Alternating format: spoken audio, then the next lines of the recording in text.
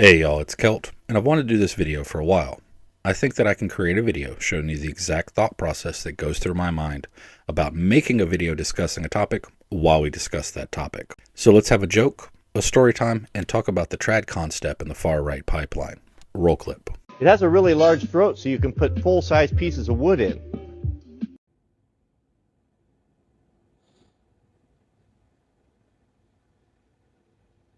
Same. The second person in the clip is my TikTok mutual, Shining Nathan. And when I saw that video, after I stopped laughing, it reminded me that the first person in that clip holds a record with me. That person holds the record for the shortest amount of time that I've ever followed or subscribed to someone's account. That follow lasted all of about 1 minute and 30 seconds. So that person refers to themselves as a professional homeowner. Basically, from what I can see looking at their account, kind of a homesteader. And they create a lot of content like this. How the U.S. Forest Service waterproofs and rigs its leather boots for winter. Start with Obanoff's leather oil. It's made from beeswax. It's 100%. Now, this isn't the exact video that I was first introduced to this person by, but it's along the same lines. This is one of the type of contents that I like to watch. I like watching outdoor and survival type content. I don't get out into the wilderness as much as I used to, so getting to relive those days vicariously through someone's video is kind of fun for me. After watching that video, I went to his profile to consume more of his content. And the very next video that I clicked turned me into that Simpsons meme.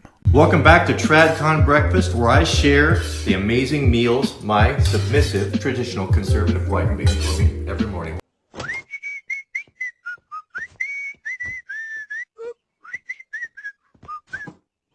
Yeah, I was out of there and clicked on follow faster than Abe Simpson. And again, that's not the exact video that I saw that made me unfollow. But he's made enough of those videos that I didn't have to find the original one that I saw.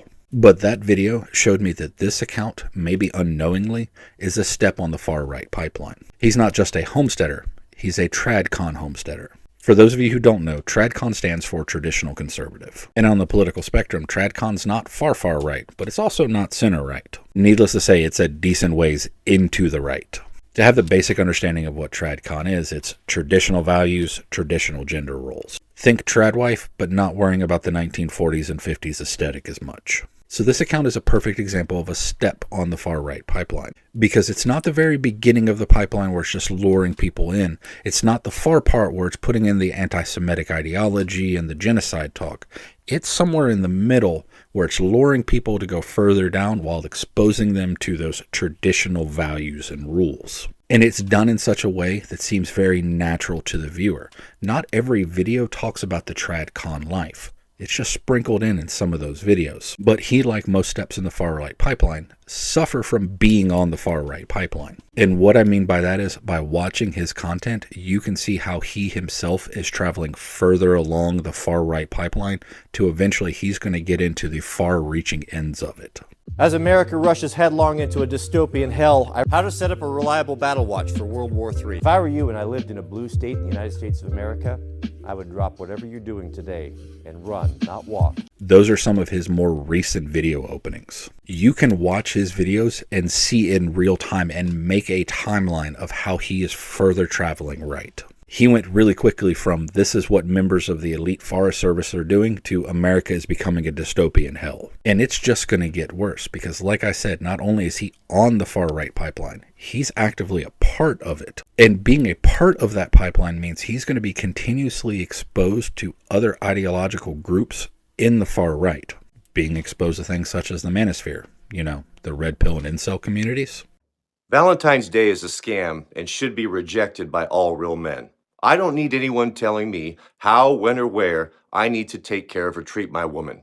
You'll see an endless procession of blue-pilled simps after work today. The words blue-pilled simp is not a traditional vocabulary of the tradcon movement. That's the vocabulary of the red pill and incel movements. Two communities that sometimes make fun of people who live the tradcon life for being too liberal. A good way of placing how far someone is on the far right pipeline is the terminology and vocabulary that they use. For example, if somebody is just referencing everything they dislike as communist, they're probably not that far on the far right pipeline. But once that person who's used to reference everything as communist starts talking about the great replacement theory, you can see they've traveled much further on that pipeline. So to see him go from hit the fan dystopian hell prepper terminology to red pill and incel terminology in a matter of a few videos shows a very heavy involvement in the far right pipeline. So when you see someone like that who has videos that you think are interesting because they're talking about subjects that you think are interesting, such as homesteading or survival, and you see that red flag pop up, start paying attention. Keep a mental track of that red flag and any others that may pop up when you watch their videos. Take those red flags and plot them. See where they fall ideologically. Are they all kind of staying in the same spot?